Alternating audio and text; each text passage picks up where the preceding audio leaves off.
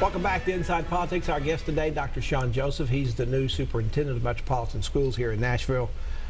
Dr. Joseph, the Metro Social Services Department estimates that 30% of the children in Nashville, almost 1 in 3, live in poverty. Isn't that the biggest challenge that you face in turning around Metro schools, that so many of these children, because of the backgrounds they come from, don't come prepared to learn and don't get a lot of support when they go home at night necessarily to be ready to learn? Yeah, listen, poverty is definitely a challenge, but I wouldn't say it's an insurmountable challenge. I look at my own experience.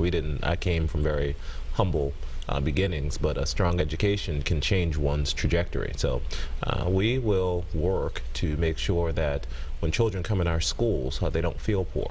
And we'll make sure that when they come into our schools, we'll do all that we can do to advantage them through our programming and through our care.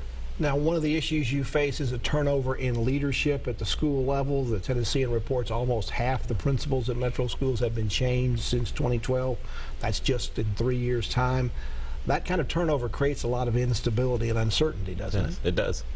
So how do you address that? You're changing the way principals are going to be selected, and you're going to have more community involvement in that, I understand. Yeah, but more importantly, to address the issue of the constant turnover, we've got to put supports in place for our principals. I mean, principals shouldn't get the keys and then, we'll see at the end of the year, figure out how things go. We're going to make sure that we have strong programs in place, not only for principals, but we've got to create a strong pipeline for the principalship here in Nashville, because there's a lot to offer within this city, and we've got to make sure that principals feel supported and get that support. Now, in terms of academic achievement and state test scores, more than 60% of Nashville students attend schools ranked in the bottom 25% of the state's rankings. 34 schools are in the bottom 10%. How do you raise those scores without neglecting or nurturing those schools that are doing pretty well? Sure. I mean, we've got to go in and understand, so why are our scores that way? I mean, the scores in general don't tell me much until I get into the schools and look at what's happening and figure out what supports and resources are needed, what some of the challenges are. It's hard to kind of determine which way we go, but one of the things we know is we're going to get into those schools, speak with the principals, and make sure that the programs are there. Now, while Metro is struggling with his scores, the state is struggling with the system to do the testing itself. Last year's system completely crashed and burned.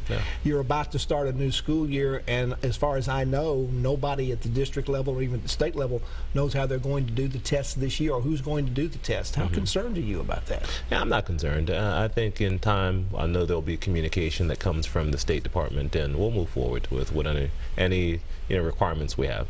Now, Metro offers parents a good bit of choice in where their children attend school. Almost 22,000 students attend classes outside the zone they live in.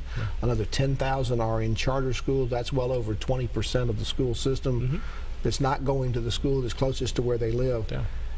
Is that a good marketing tool when kids are going to schools not close to their house? Doesn't that sort of say that they don't like the schools that they should be going to? Well, we have to step back and assess, and that's why these listen and learn sessions are important, to help me understand parents' perspectives on their schools. I mean, ideally, we want every school to be a great choice for parents, and we'll stop and look and see what the perceptions are and begin to address those perceptions head on. Now, this school system, perhaps more than any I know of, has really divided itself about the use and value of charter schools. I don't know what your relationships were or your experience with them was in Maryland, but what role will charter schools play? Do we have enough in Nashville now, or do we need more? Well, I need to assess that. I think one of the things we're going to do over these 100 days is just look at the supply and demand of all of our schools, including our charters. And over time, we'll know which way we need to go.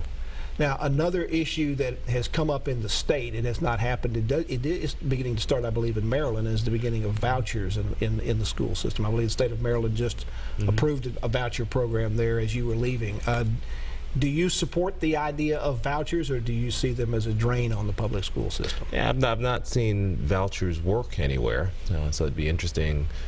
It'd be an interesting conversation to have.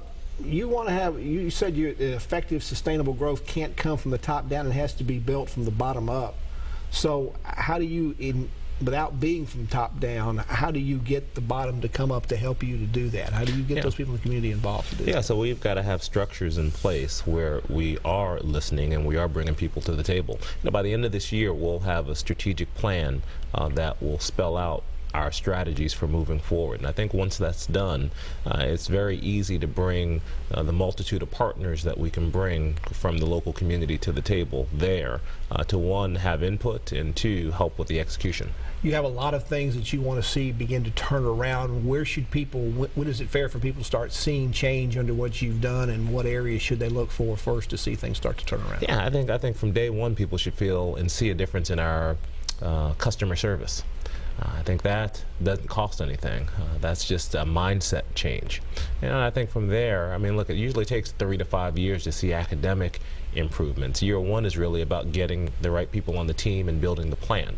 And year two is about executing that plan. Year three, you should start seeing results from that plan. So, it takes time, but people should see our intentional focus on execution and excellence from day one.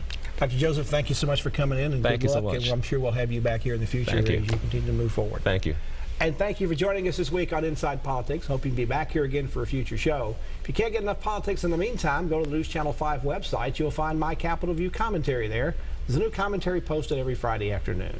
Enjoy the rest of your weekend, and we'll see you back here next time. Goodbye.